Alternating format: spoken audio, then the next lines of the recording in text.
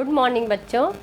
आज हम लोग हिंदी व्याकरण का सर्वनाम पढ़ेंगे। सर्वनाम हम लोगों ने सर्वनाम की परिभाषा जाना कि सर्वनाम किसे कहते हैं। तो सबका नाम, सर्वनाम का अर्थ होता है सबका नाम, संज्ञा के स्थान पर प्रयोग किए जाने वाले शब्द को सर्वनाम कहते हैं। हम लोगों ने ये देखा, फिर देखा कि सर्वनाम के कितने भेद होते हैं। तो सर्वनाम के हम लोगों ने 6 भेद देखा कि सर्वनाम के 6 भेद होते हैं। पहले भेद को पुरुषवाचक सर्वनाम, पहला भेद जो था पुरुषवाचक सर्वनाम, उसको हम लोग पढ़े थे कि पुरुषवाचक सर्वनाम किसे कहते हैं।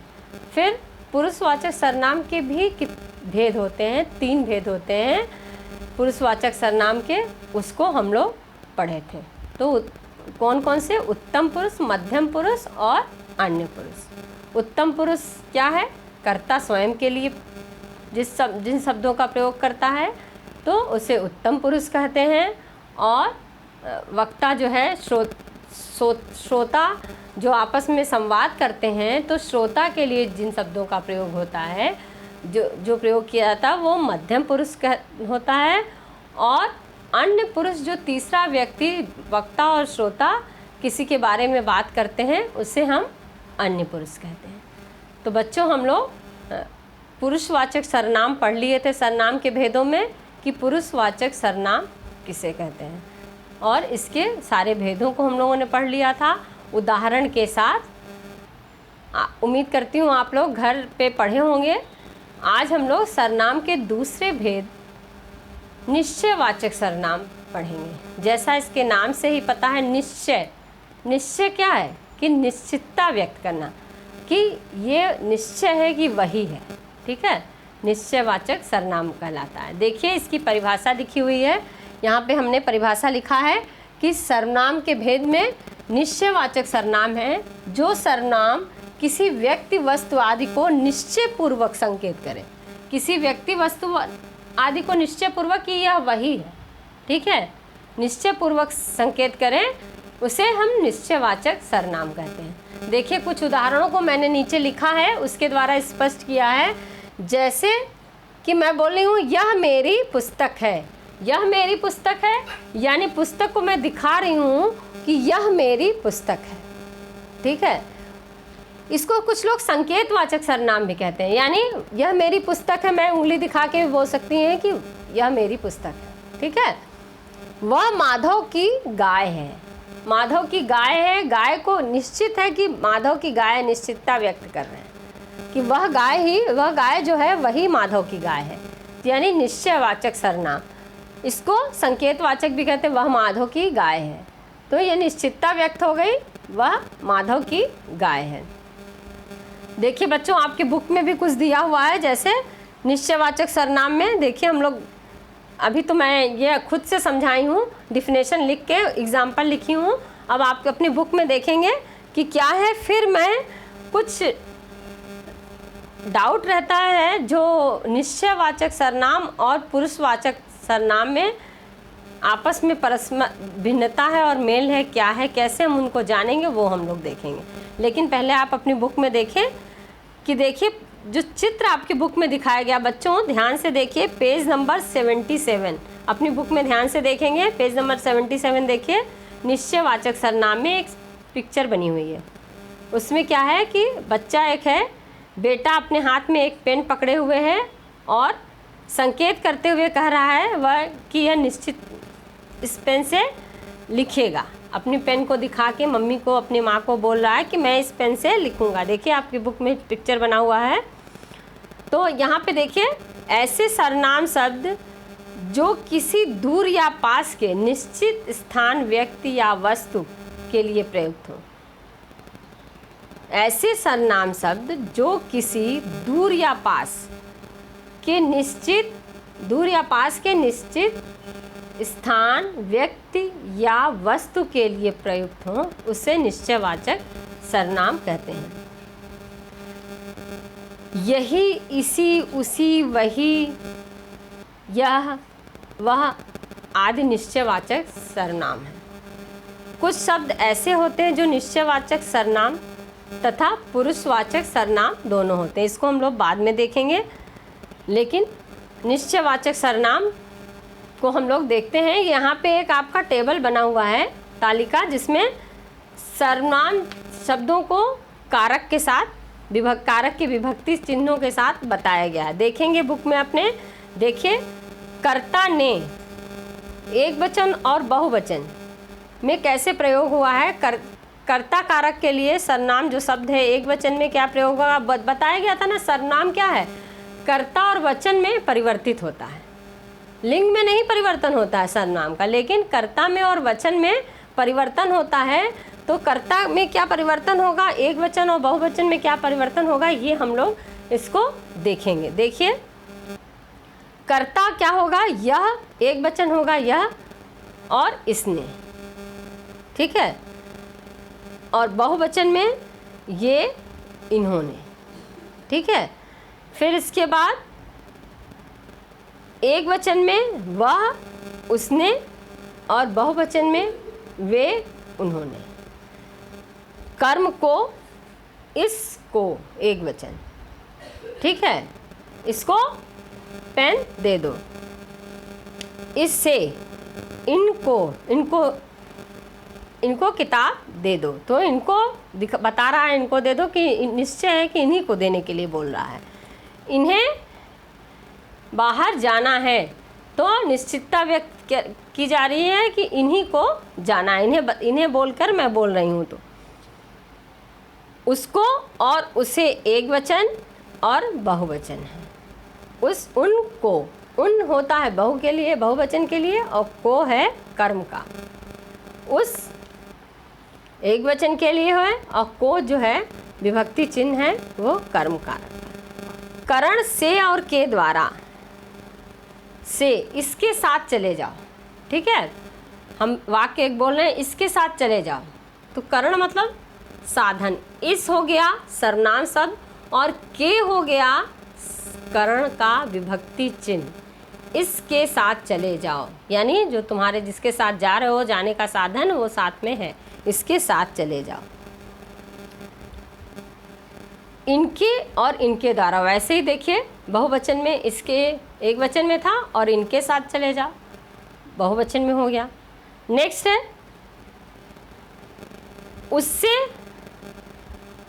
उससे पूछो और उनसे पूछो, ठीक है। तो उससे पूछो भी किसी को बता रहे हैं, बोले ना कि इसको संकेतवाचक भी बोल सकते हैं या निश्चयवाचक। उससे पूछो या उनसे पूछो। उससे पूछो एक वचन हो गया, और उनसे पूछो ये बहुवचन हो गया। फिर देखिए, संप्रदान क्या होता है, संप्रदान को होता है या के लिए, जिसके लिए कार्य किया जाए। इसको, को, संप्रदान को, और इसके लिए पुस्तक ला दो। तो इसके लिए बता रहा है, उसके लिए कार्य करने के लिए कह रहा है। इसके लिए कोई है, तुम्हारा भाई है, बहन है, कोई है, इसके लिए पेन ला दो, इसके लिए पुस्तक ला दो, और इनके लिए कपड़े ला दो, इनके लिए, इनको बाहर जाना है, इनको बाहर घुमा लाओ। तो इनको बहुवचन का प्रयोग है, ये के लिए। एक वचन वह में, उसको और उसके लिए। एक वचन वह में, वह के लिए क्या बोलते हैं, उसको दे दो या उसके लिए लाए हैं। उनको और उन्होंने बहुवचन में प्रयोग है। अपादान अलग होने से संबंध है। देखिए, इससे और इनसे, उससे वह के लिए, उससे, और वे के लिए उनसे, ठीक है। तो उससे पूछो, उनसे कह दो कि मैं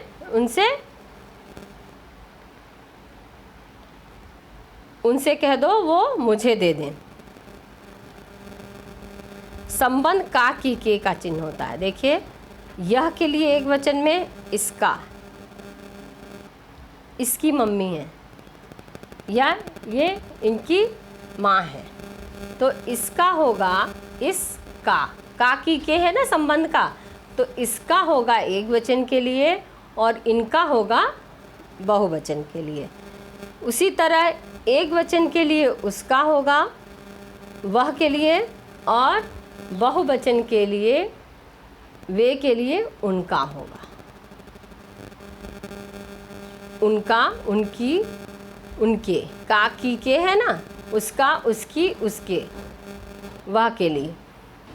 अधिकरण में पर इसमें इस पर रखा है, ठीक है, इस पर रखा है, इसमें रखा है। में मतलब अंदर, में पर ऊपर, उसमें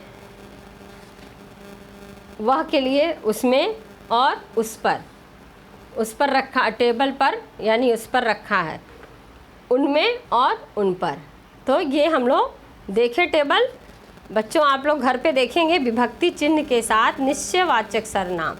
एक वचन यह होता है और बहुवचन का लिए यह के लिए क्या बोलते हैं, ये, और वह के लिए वह होता है और वे होता है, और उसको कारक से जोड़ करके किस तरह कारक चिन्हों के साथ प्रयोग में लाया गया है, इसको हम लोग देखें। उसके बाद अब हम लोग देखेंगे कि किस प्रकार जो है पुरुषवाचक सर्वनाम और निश्चयवाचक सर्वनाम दोनों जो हैं वो जो है एक जैसे प्रतीत होते हैं। कहाँ पर इसमें अंतर पाया जाता है इसको बताया गया, पुरुषवाचक सर्वनाम और निश्चयवाचक सर्वनाम।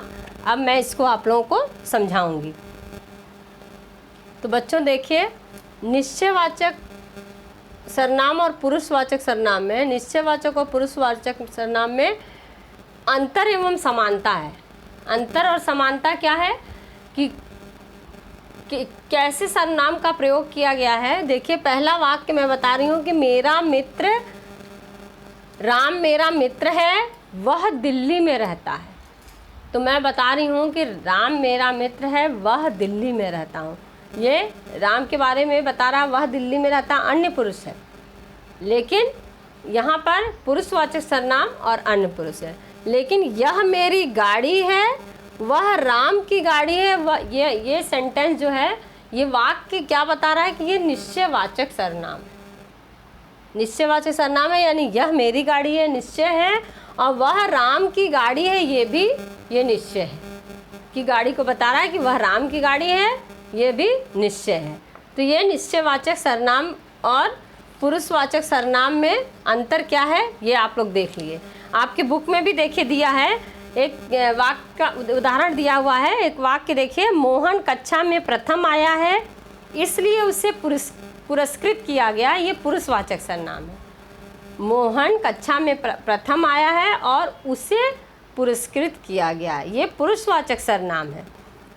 लेकिन इस वर्ष भी उसी को पुरस्कृत किया जाएगा, ये निश्चयवाचक सर्वनाम है। ठीक है, तो राम मोहन कक्षा में प्रथम आया, उसे पुरस्कृत किया गया, ये पुरुषवाचक सर्वनाम है। लेकिन इस वर्ष भी उसे पुरस्कृत किया जाएगा, इस वाक्य से क्या है, इस वर्ष उसी को पुरस्कृत किया जाएगा, यानी निश्चितता व्यक्त की गई है कि मोहन को ही पुरस्कार इस बार भी मिलेगा।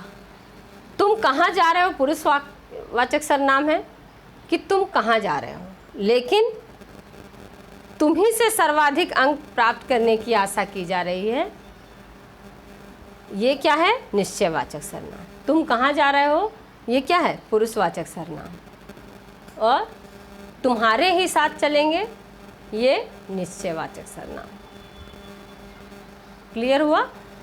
तो ये आप लोग देखें कि निश्चयवाचक सर्वनाम किसे कहते हैं। तो निश्चयवाचक सर्वनाम जिस सर्वनाम सबसे किसी निश्चित विषय का, व्यक्ति का, वस्तु का के लिए प्रयोग किया जाता है, किसी निश्चित विषय, व्यक्ति, वस्तु के लिए प्रयुक्त किया जाता है, उसे निश्चयवाचक सर्वनाम कहते हैं।